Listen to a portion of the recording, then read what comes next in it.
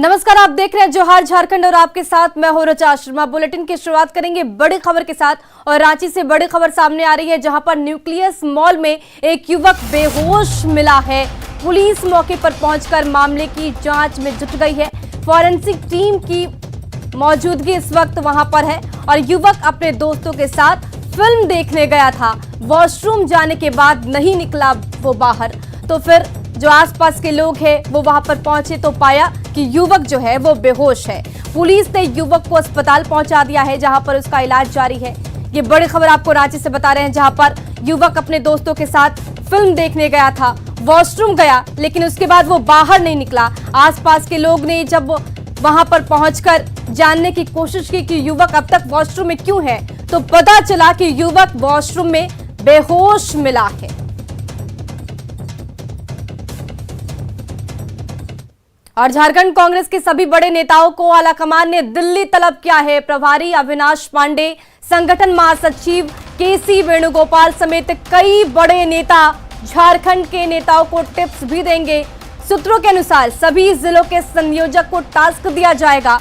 पंचायत स्तर पर काम करने वाले कार्यकर्ताओं को आलाकमान टास्क दे सकता है। जिला के संगठन निर्माण की भी बात होगी। वहीं ये भी चर्चा है कि प्रदेश प्रभारी अविनाश पांडे 12 अप्रैल से संवाद यात्रा निकालने वाले हैं, जिसको लेकर ये चर्चा हो सकती है। अभी संयोजक प्रदेश के अंदर में पूरे संगठन को एक नया स्वरूप, नया मजबूती और साथ ही साथ पुराने और नए का एक समन्वय बनाने का कार्य करेंगे। संवाद कार्यक्रम जो कि उसके अगले पड़ाव में 12 तारीख को पूरे प्रदेश के 24 जिला मुख्यालयों पर होने जा रहा है, उसका आयोजन, उसके संयोजक के रूप में ये हमारे शीर्ष नेतागण, माननीय नेतागण ये जिम्मेदारी से काम करेंगे। 12 तारीख से और 20 तारीख तक मैं स्वयं संवाद यात्रा में सहभागी होकर पूरे प्रदेश का दौरा करूंगा, जहां मेरी कोशिश होगी कि मैं इन सभी 24 जिलों में जिला कार्यकारिणी और वहां के वरिष्ठ नेताओं से मुलाकात करूं। तो इस विषय पे ज्यादा जानकारी के लिए इस वक्त दिल्ली से हमारे संवाददाता अमितेश भी जुड़ गए हैं। सीधे उन तक रुक करेंगे और जानने की कोशिश करेंगे कि पूरी तैयारी वहां पर क्या है। अमितेश, इस वक्त क्या कुछ तैयारी नजर आ रही है और कितने नेता अभी तक पहुंच चुके हैं वहां?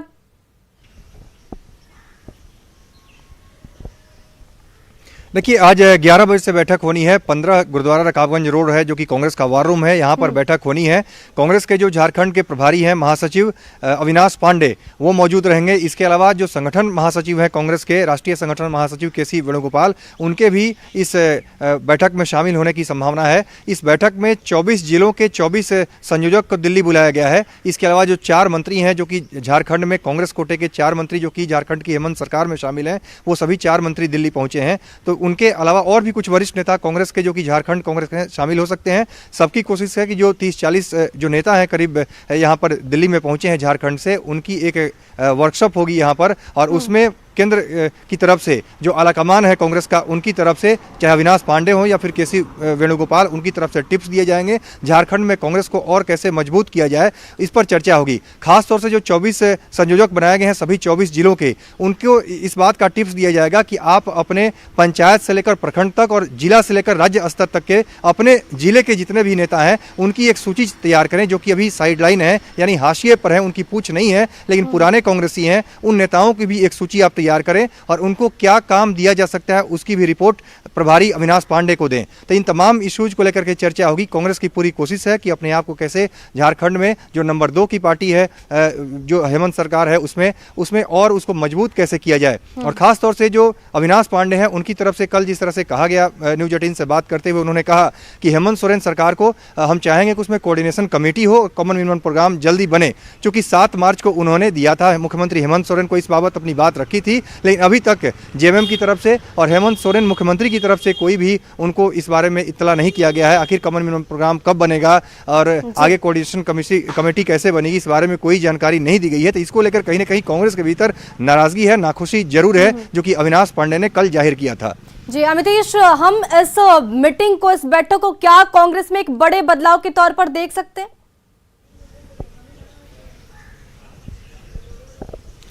जी हाँ, बिल्कुल। कांग्रेस आने वाले दिनों में संगठन के भीतर बदलाव कर सकती है और इसकी तैयारी शुरू से ही हो रही है। जब से अविनाश पांडे ने प्रभार संभाला है झारखंड का, तब से ही सभी जिलों में 24 संयोजक बनाए गए हैं। वहाँ पर उनकी रिपोर्ट काफ़ी अहम होगी। इसके अलावा अविनाश पांडे खुद लगभग देखा जाए तो हर हफ्ते जा रहे हैं वहाँ पर झारखंड, और वहाँ पर जाकर के संगठन में अलग अलग लोगों से बात कर रहे हैं, संवाद यात्रा निकाल रहे हैं। 12 अप्रैल से 20 अप्रैल के बीच में, खुद 12 अप्रैल को जमशेदपुर में होंगे। सभी प्रखंड मुख्यालयों पर कांग्रेस की तरफ से पुराने लोगों को साथ जोड़ने की कवायद है, कांग्रेस संगठन में नई जान फूंकने की कवायद है। और खास तौर से झारखंड में कांग्रेस और जेएमएम दोनों की सरकार चल रही है, लेकिन कांग्रेस के भीतर कांग्रेस के जो विधायक हैं, कांग्रेस के जो कार्यकर्ता हैं, उनके अंदर इस बात की फीलिंग है, ऐसा फीडबैक दिया गया है अविनाश पांडे को कि हम लोग हाशिए पर है, हमारी सुनी नहीं जा रही है, जेएमएम की ही सरकार जैसे चल रही है, ऐसा एक मैसेज जा रहा है। तो तमाम इश्यूज को ध्यान में रखते हुए अविनाश पांडे अपने संगठन को, अपने लोगों को, कार्यकर्ताओं को एकजुट कर रहे हैं। पुराने लोगों को साथ लाया जाए। प्रदीप बालमुचु, सुखदेव भगत जो कि पूर्व कांग्रेस अध्यक्ष हैं, पार्टी से बाहर थे, जिन्होंने अलग चुनाव लड़ा था दूसरे दल के साथ, तो उनको बाहर कर दिया गया था, उनको वापस लाए हैं। इसके अलावा जो एक कमेटी बनाई गई है जिसमें पुराने सभी कांग्रेसी जो झारखंड के हैं उनको उस कमेटी में शामिल किया गया है। तो तैयारी यही है कि सभी नए और पुराने सभी लोगों को साथ लाया जाए, कार्यकर्ताओं को जोड़ा जाए, नई जान फूंकी जाए और पंचायत स्तर से लेकर प्रखंड तक और जिला स्तर से लेकर राज्य स्तर तक कांग्रेस को मजबूत किया जाए और साथ में झारखंड में कांग्रेस की सरकार हो इसका एहसास कराया जाए, कार्यकर्ताओं में भी इसका एहसास हो। इसके लिए कोऑर्डिनेशन कमेटी बनाने की मांग उनकी तरफ से की जा रही है। और एक बार फिर से मुख्यमंत्री हेमंत सोरेन के पाले में गेंद है, उन्होंने डाल दी है और उन्होंने याद दिलाया है एक तरह से तंज का साकल कि हो सकता है कि मुख्यमंत्री अति व्यस्त हो दूसरे कार्यक्रम में, इसलिए उनकी तरफ से जवाब नहीं आया है। तो निश्चित रूप से अविनाश पांडे की तरफ से तलखी दिखाई गई है और मुख्यमंत्री हेमंत सोरेन के पाले में अब गेंद है कि कोऑर्डिनेशन कमेटी कब बनेगी और कमल मिनिमम प्रोग्राम जानकारियों के लिए। तो लगातार कांग्रेस में भी बदलाव की स्थिति देखने को मिल रही है और अब दिल्ली में जो नेता हैं वो तलब किए गए हैं। ऐसा संभावना भी जताई जा रही है कि एक बड़ा बदलाव, फेरबदल कांग्रेस में देखने को मिल सकता है और इसके साथ संगठन के विस्तार पर संगठनात्मक जो मजबूती होती है वो अब कांग्रेस में आपको देखने को मिलेगा। चलिए, दिल्ली में झारखंड के 4 विधायकों ने केंद्रीय रेल मंत्री अश्विनी वैष्णवी से मुलाकात की। विधायक नवीन जायसवाल, अमर बावरी, आलोक चौरसिया और भानु प्रताप शाही ने रेल मंत्री से मुलाकात की। विधायकों ने केंद्रीय रेल मंत्री से मिलकर मेराल से भवनाथपुर तक पैसेंजर ट्रेन चलाने की मांग की और वशिंधर नगर में आरओबी बनाने को भी लेकर प्रस्ताव रखा है। रेल मंत्री ने दोनों काम को प्राथमिकता के साथ करने का विश्वास भी दिलाया है। धनबाद से बड़ी खबर आपको दिखा रहे हैं, जहां पर अवैध कोयला कारोबार में मारपीट की गई है। वर्चस्व को लेकर 2 पक्षों में मारपीट हुई। लाठी, डंडे और हॉकी स्टिक का भी इसमें इस्तेमाल किया गया है।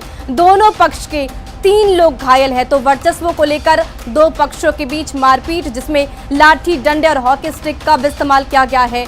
पूरा मामला अवैध कोयला कारोबार से जुड़ा बताया जा रहा है। और गुमला के अम्बवा गांव में खुशी का माहौल है। गांव के 11 परिवारों ने ईसाई धर्म छोड़ सरना सनातन धर्म को एक बार फिर अपना लिया। हिंदू जागरण मंच के प्रयास से ये परिवार अपने जड़ों की तरफ लौट आए।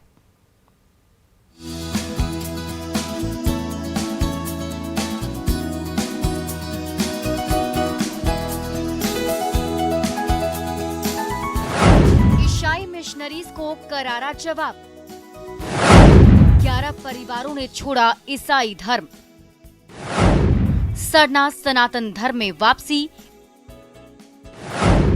1 साल बाद गांव में लौटी खुशी। ये तस्वीरें हैं गुमला के अम्बवा गांव की, जहां माथे पर तिलक लगाकर और जल पिलाकर और विधिवत पूजा के बाद 11 परिवारों की सरना सनातन धर्म में वापसी हो रही है। इनकी घर वापसी से गांव में खुशी का माहौल है। हिंदू जागरण मंच के प्रयास से ये परिवार एक बार फिर अपने जड़ों की तरफ लौट आए। दरअसल 1 साल पहले 14 परिवारों को बहला फुसलाकर ईसाई मिशनरियों ने धर्मांतरण करवा दिया था। जानकारी मिलने पर हिंदू जागरण मंच के सदस्यों ने अम्बवा गांव पहुंचकर सच्चाई का पता लगाया और फिर घर वापसी का प्रयास शुरू किया। महली टोला ग्राम अम्बवा में हमारे महली भाई, कुछ लोहार भाई धर्म परिवर्तन कर चुके थे। जैसे ही हम लोगों को जानकारी मिली, हम लोग ने अपने समाज के ओर से नेतृत्व करके उन लोग को समझा बुझा के पुनः अपने समाज की जो सरना धर्म, हिंदू धर्म मानते थे, उसी में अपना फिर वापस किए। अंबवा गांव के 14 परिवारों ने गरीबी की वजह से सरना धर्म छोड़कर ईसाई धर्म अपना लिया था। हिंदू जागरण मंच के एक सप्ताह पहले हिंदूवादी संगठनों की ओर से गांव में सभी बीमार लोगों का चेकअप करवाया गया।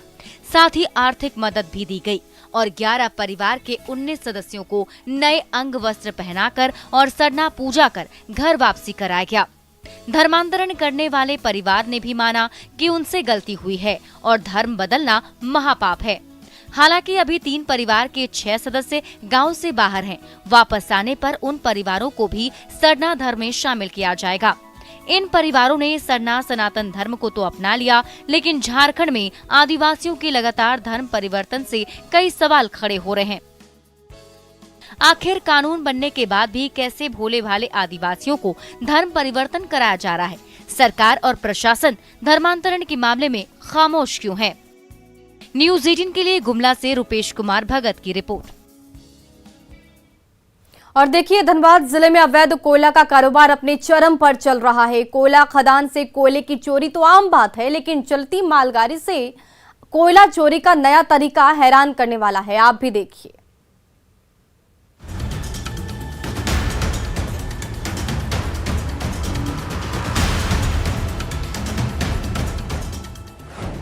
भागती ट्रेन और दौड़ती ट्रेन पर दौड़ता बच्चा।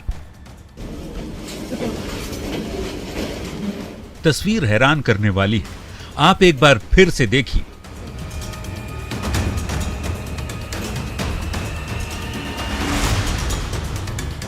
देखिए कैसे इस तेज रफ्तार दौड़ती मालगाड़ी के ऊपर ये नाबालिग दौड़ रहा है। गलती से इसे किसी बॉलीवुड फिल्म का सीन मत समझ लीजिएगा। ये कोयला चोरी का खतरनाक तरीका है। अब जरा कोयला चोरी के इस पूरे तरीके को देख लीजिए। देखिए कैसे चलती ट्रेन पर ये बच्चे चढ़ रहे हैं और कैसे ये युवक ट्रेन से कोयला नीचे फेंक रहा है। जैसे ही मिशन कोयला चोरी कंप्लीट होता है, ये लोग तुरंत नीचे उतर आते हैं।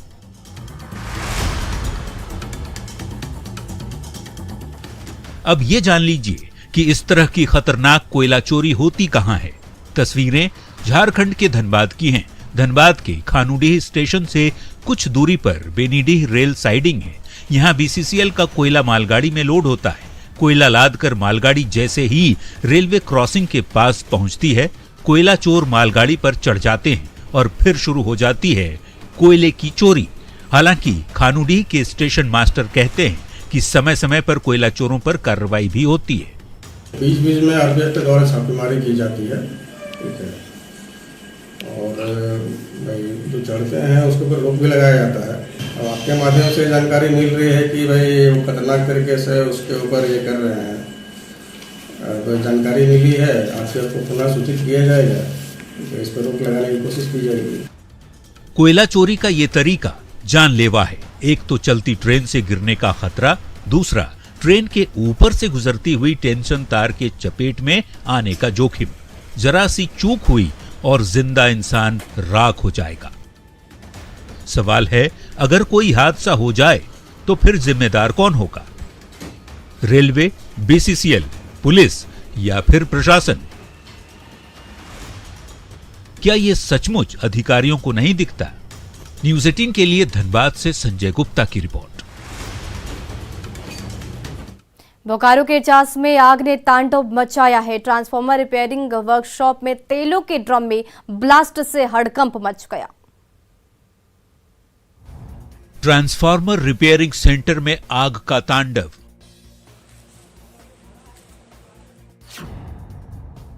तेलों के ट्रक में ब्लास्ट से हड़कंप।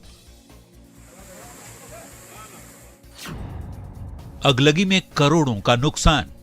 आग की भीषण लपटों की ये तस्वीरें हैं बोकारो के चास के ट्रांसफार्मर रिपेयरिंग वर्कशॉप की। आग कितनी भयावह है, इन तस्वीरों से अंदाजा लगाया जा सकता है। वर्कशॉप में देखते ही देखते आग की ऊंची ऊंची लपटें उठने लगी और धुएं के काले गुबार आसमान पर छा गए। वर्कशॉप में रखे ट्रांसफार्मर और तेल के ड्रम में आग लगने के बाद धमाके होने लगे। तेल के ड्रम अचानक फटने लगे और पूरे इलाके में दहशत का माहौल कायम हो गया। आग की भीषण लपटें लोगों को चपेट में नहीं ले, इसके लिए आवासीय परिसर में रह रहे लोगों को तत्काल वहां से हटा दिया गया। अग्निशमन विभाग ने आग बुझाने के लिए मोर्चा संभाला। यहाँ 11 को भी शॉर्ट किया और शॉर्ट करने के बाद जो है ऊपर से लहकते हुए नीचे गिरा और नीचे में वहाँ पर खरपतवार था, उसमें आग पकड़ लिया। वर्कशॉप के अंदर में आग लगी है। हाँ, तेल भी फट रहा है, जो स्क्रैप तेल रखा हुआ है ना, वो सब फट रहा है। चास बिजली विभाग के ट्रांसफार्मर रिपेयर सेंटर में आग लगी। हम तस्वीर आपको दिखाना चाहते हैं कि किस प्रकार से आग की लपटें हैं। आप आग की लपटों को आप देख सकते हैं कि किस प्रकार से आग की लपटें जो हैं वो उठ रही हैं। एक चिंगारी जो बिजली का स्पार्क हुआ और पत्तों में आग लगा, और आप देख सकते हैं तस्वीरों में कि किस प्रकार से जो ट्रांसफार्मर रिपेयर है यहाँ रखा जाता है और उसका तेल जो रिसा, उसी में आग लगी और आग लगने के बाद यह आग पूरी तरह फैल गई है। अब तस्वीरें आप देख सकते हैं। हम अपने और थोड़ी आगे से आपको दिखाना चाहेंगे कि किस प्रकार से जो आग की लपटें उठ रही हैं। आप तस्वीरों में देख सकते हैं ये जो रिपेयर सेंटर है उसका अंदर का जो बाउंड्री वाल है उसके अंदर भी आग पहुंच चुकी है और यहाँ कई नई ट्रांसफार्मर भी आए हुए हैं। तो हम कह सकते हैं कि जिस प्रकार से यहाँ आग लगी है वो काफी खतरनाक है। पूरे काला धुआं जो ऊपर की तरफ उठ रहा है। तो जिस प्रकार से स्थिति है वो स्थिति काफी भयावह है। बताया जा रहा है कि शॉर्ट सर्किट के बाद चिंगारी सूखे पत्तों पर गिरी और धीरे धीरे आग ने पूरे वर्कशॉप को अपनी चपेट में ले लिया। वर्कशॉप के अंदर 80 ड्रम तेल रखा हुआ था। एक ड्रम में 220 लीटर तेल रखे जाने की क्षमता है। ऐसे में तेलों का ड्रम फटने के बाद आग की भयावहता का अंदाजा लगाया जा सकता है। ट्रांसफार्मर रिपेयरिंग सेंटर में आग लगने से करोड़ों के नुकसान का अनुमान लगाया जा रहा है। बोकारो से न्यूज 18 के लिए मृत्युंजय कुमार की रिपोर्ट। और जमशेदपुर के गोविंदपुर में ग्रामीण जलापूर्ति योजना सफेद हाथी जैसा हो गया है। 22 पंचायत के लोगों के लिए बनाए गए जल मीनार का पानी सड़कों पर बहता है। भीषण गर्मी में लोग पानी के लिए भटक रहे हैं, लेकिन ज्यादातर पानी सड़क पर बह रहा है। दरअसल 237 करोड़ की लागत से बृहद ग्रामीण जलापूर्ति योजना गोविंदपुर और बागबेड़ा में शुरू की जानी थी। गोविंदपुर में जलापूर्ति योजना तो शुरू हुई, लेकिन जगह जगह पर पाइपलाइन फट जाने से पीने का पानी सड़क पर ही बहता रहा। बहुत ज़्यादा मसला है। पैदल चलने में परेशानी है, गाड़ी वाला का तो पूछना ही नहीं है। पैदल चलने में परेशानी है। पानी जो पाइपलाइन बैठाया है वही कहीं कहीं फुट गया है। मैंने तो जब से चालू है तब से चालू है। 237 करोड़ की योजना थी, मगर बार बार हम लोगों के निवेदन को, आवेदन को ठुकराया गया और विभाग और संवेदक की मिली भगत से यह जो योजना का आप हाल देख सकते हैं, यह हाथी का दांत गोविंदपुर के लिए सिद्ध हो रही है। सड़कें टूटी हुई हैं, नाली पानी जब खुलता है यह 24/7 यह पानी देने की योजना थी, मगर मात्र 40 मिनट से लेके 1 घंटा पानी दिया जा रहा है। सिमडेगा में बढ़ती गर्मी के साथ पानी की समस्या गहराती जा रही है। हर दिन रिकॉर्ड तोड़ती गर्मी और उस पर पेयजल संकट। ऐसा लग रहा है कि कहर हर तरफ से बरस रहा है। सिमडेगा के सिमरियाडार पंचायत के घोयोटोली गांव के करीब 50 घर में रहने वाले ग्रामीण इस भीषण गर्मी में पेयजल के लिए तरस रहे हैं। ऐसा नहीं है कि इस गांव में चापाकल नहीं है। गांव में सरकार ने 4 चापाकल दिए, लेकिन सभी दम तोड़ चुके हैं। इनकी मरम्मत पर प्रशासन की तरफ से ध्यान नहीं दिया गया। सबसे हैरानी की बात है कि इसी गांव से विधायक भी आते हैं, जिनकी अभी सरकार भी है, लेकिन उनके इलाके के लोग भी पानी के लिए तरस रहे हैं। गांव में पीने का पानी के लिए बहुत समस्या है, बहुत दिक्कत है। यहाँ 4 चापाकल है, लेकिन चारों चापाकल खराब है और एक सोलर सिस्टम वाला एक ये जल मीनार है, वहाँ 10 बजे पानी चढ़ता है। सब तरफ से छाया होने के कारण 10 बजे से पहले पानी नहीं चढ़ता है। हाँ, बहुत दिक्कत है पानी का। बहुत दूर से लाते हैं वो हेड खोद से पीने वाला पानी, और नहाने वाला पानी भी बहुत दिक्कत है। और कुआं सबसे धोते हैं इधर उधर से, फिर कपड़ा लता सब धोते हैं। गांव में सबसे ज़्यादा समस्या है हम लोग को बस पानी के लिए। पानी के लिए समस्या है। गांव में 4 चापाकल खराब है। कौन सा टोली है? सोगड़ा घोया टोली। और पाकुड़ में प्रेम प्रसंग में हुई हत्याकांड को पुलिस ने 7 घंटे में खुलासा कर दिया और आरोपी को गिरफ्तार भी कर लिया गया है। घटना महेशपुर थाना क्षेत्र के धवाव बथान गांव की है, जहां पर एक युवती की गला रेत कर हत्या कर दी गई थी। पुलिस की माने तो युवती की शादी की बात कहीं और चल रही थी, जिससे नाराज प्रेमी ने ही युवती की हत्या कर दी और फिर फरार हो गया। आरोपी का नाम निमाय सोरेन है, जिसने अपना गुनाह कबूल भी कर लिया है। त्वरित कार्रवाई करते हुए हम लोगों ने जिसने इसकी हत्या की थी इस लड़के की, उसको हम लोगों ने अपने अभिरक्षा में ले लिया है और ये बहुत बड़ी सफलता है पुलिस की। हम लोगों ने बहुत कम समय में हम लोगों ने उस हत्यारे को हम लोगों ने अभिरक्षा में पकड़ने में सफलता प्राप्त की है। और गिरिडीह में अवैध माइका खदान में चाल धंसने से 2 मजदूरों की दबकर मौत हो गई, वहीं 4 लोग घायल भी बताए जा रहे हैं। घटना गावा थाना क्षेत्र के मुंडगरवा जंगल में संचालित अवैध माइका खदान से हुई। घटना की सूचना मिलते ही एसडीपीओ घटनास्थल पर पहुंचे और मामले की जांच में जुट गए। स्थल है, उसका निरीक्षण किया गया। मौके पर 2 बॉडी बरामद किया गया है जो मृत घोषित किए गए हैं और 4 व्यक्ति घायल होने की ग्रामीण सूचना दे रहे हैं। ये पूरा फॉरेस्ट का एरिया है, इसमें अवैध माइनिंग का काम चल रहा था। और फिलहाल इस बुलेटिन में बस इतना ही। बने रहे न्यूज़ 18 बिहार झारखंड के साथ, क्योंकि न्यूज़ 18 पर खबरों का सिलसिला लगातार जारी है।